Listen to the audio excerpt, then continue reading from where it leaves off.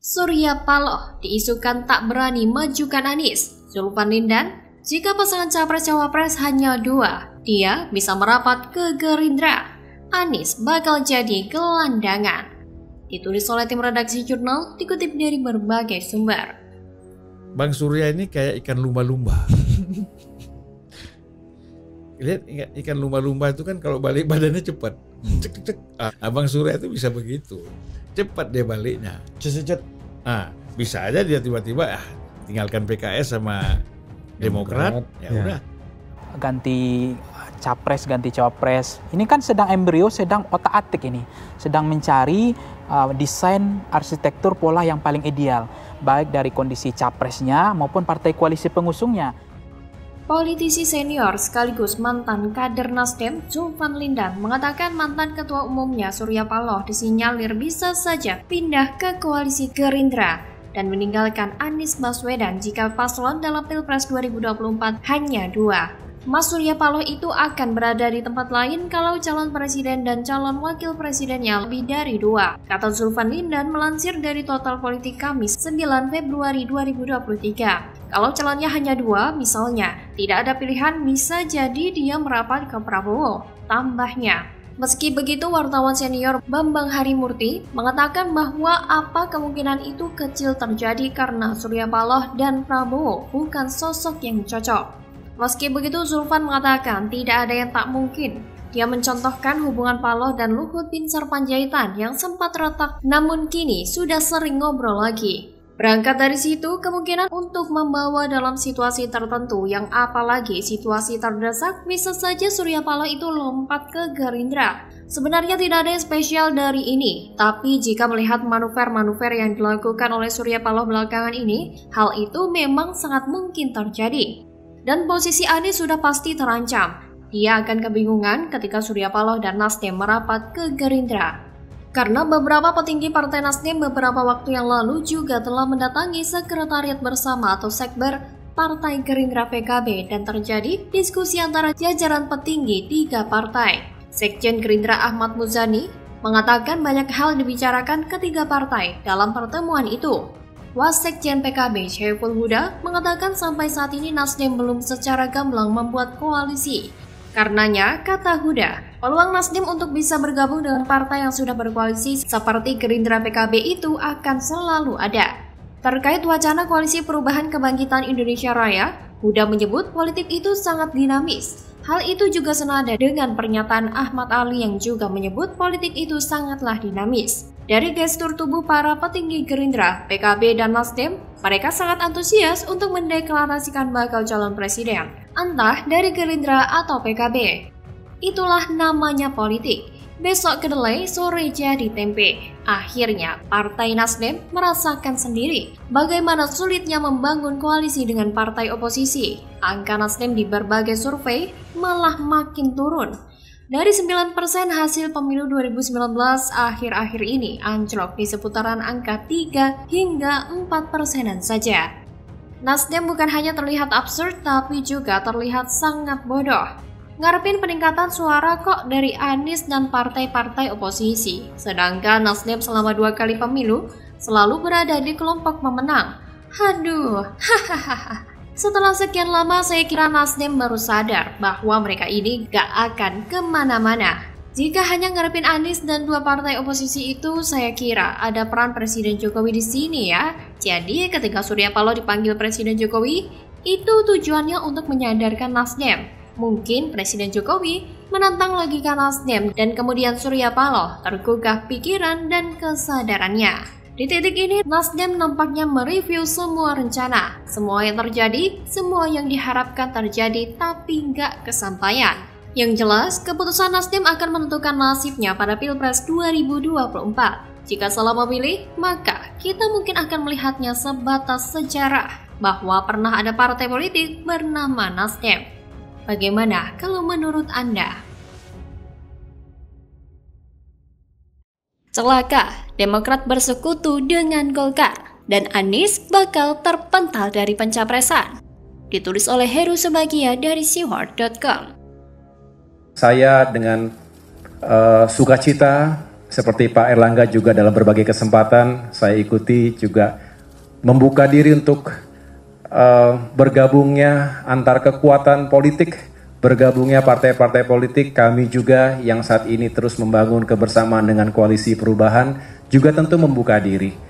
Langkah koalisi menuju kursi pencapresan semakin ngawur dan tidak jelas. Baik elit dan partai atau koalisi partai sudah mengalami krisis kepercayaan dan juga terdegradasi legitimasi kedaulatannya. Berpikir sekadar untuk kenyamanan dan keselamatan diri untuk elit partai tersebut dan juga partainya.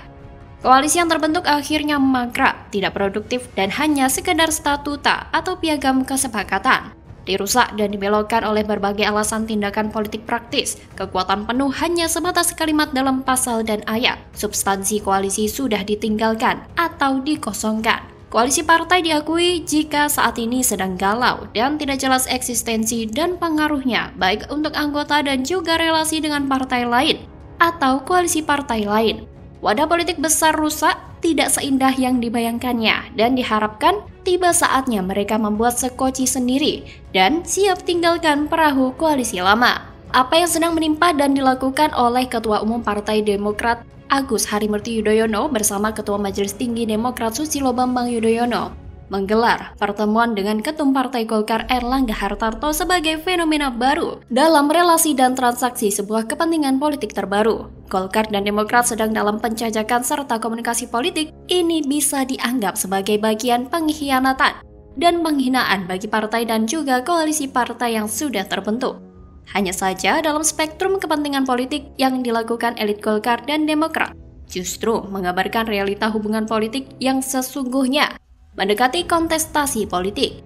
Urgensi sebuah komunikasi politik secepatnya dilakukan sebagai bagian adaptasi dan pemutakhiran agenda dan kebijakan kepentingan politik masing-masing. Dalam konteks ini, pendekatan atau bahkan jaminan asmara baru untuk membangun kemitraan kerjasama politik baru bukan barang haram. Tidak ada kata pengkhianatan atau pembelotan dari koalisi partai. Dikutip berita dari detik.com, 29 April 2023, dikatakan jika pertemuan Erlangga Hartarto dan Agus Harimurti Yudhoyono memungkinkan terjadinya kerjasama politik baru. Berita tersebut sempat ditanyakan ke AHY saat menggelar konferensi pers usai pertemuan. AHY bilang semua kemungkinan bisa terjadi. Nah, kemungkinan kalau ditanya tadi apakah kemungkinan bisa saling bergabung? Ya tadi. Semua sangat mungkin kalau tujuannya baik dan bersama-sama kita ingin melakukan perubahan, ingin melakukan perbaikan terhadap situasi negeri ini, kata AHY kepada wartawan di Puri Cikeas, Bogor, Jawa Barat.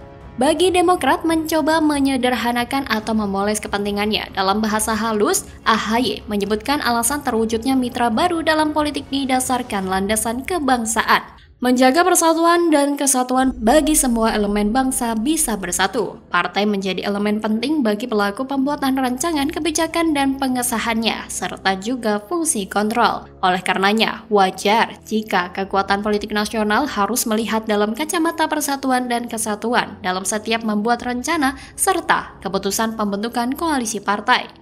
Ruangan diadakan komunike bersama antara partai masih memungkinkan. Polesan isu bersama menjadi bagian peletakan batu pertama menjalin kerjasama politik baru. Golkar dan Demokrat mencoba merangkai permainan isu seputar demokrasi multipartai dan keistimewaan untuk menjaga persatuan dan kesatuan bangsa, terutama jelang pemilu 2024. Konsekuensi logis dari pertemuan AHY dan Erlangga adalah akan terjadinya goncangan atau gempa politik di partai dan juga koalisi partai yang diikutinya. Persoalan utama yang akan dihadapi adalah urusan pencapresan 2024. Topik ini menjadi bagian isu sentral yang akan membuat kocar-kacir sekaligus mendorong perpecahan koalisi. Bagian terseksi menjalin kerjasama koalisi salah satunya adalah merger kepentingan dalam urusan pencapresan.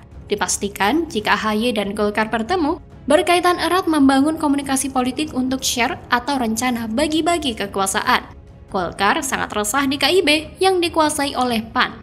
Zulkifli Hasan sebagai motor penggerak dengan jaminan dari Jokowi. Golkar merasa didikte oleh PAN untuk memaksakan penyatuan pencapresan. Sialnya, capres atau cawapres yang diusulkan nama Erlangga tidak dominan. Justru bukan ketua partai di internal KIB yang diajukan seperti Ganjar Pranowo, Anies Baswedan atau Erick Thohir. lucunya juga, PPP memaksakan kehendak dengan sudah mendeklarasikan pencapresan Ganjar Pranowo. Golkar galau dan tidak ada teman internal yang mendukungnya untuk loloskan Erlangga Hartarto sebagai capres atau cawapres. Hingga akhirnya Golkar bersafari politik dengan Gerindra dan terakhir dengan Demokrat.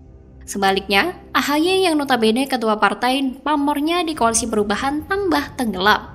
Ragam cecak politik AHY tidak menarik dan tidak seksi untuk menempati posisi sebagai capres dan cawapres.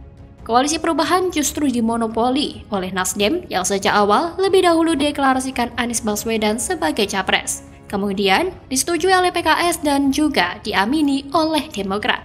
Mereka bertiga sudah melakukan penandatanganan piagam kesepakatan mendukung Anies Baswedan sebagai capres 2024. Bagi AHY, kehadiran Demokrat di Koalisi Perubahan justru menjadi bumerang bagi partai dan dirinya. AHY terzolimi oleh Nasdem dan PKS dengan tidak memberikan sinyal restu posisi cawapres kepada AHY. Nasdem dan PKS semakin tambah gila kekuasaan yang justru mengimpor nama cawapres lain.